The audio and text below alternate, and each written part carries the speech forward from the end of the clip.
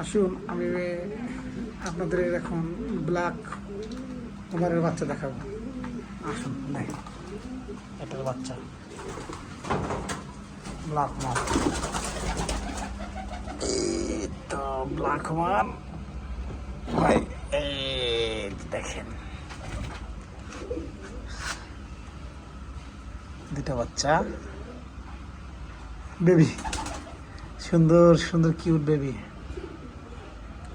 Black কুমারের।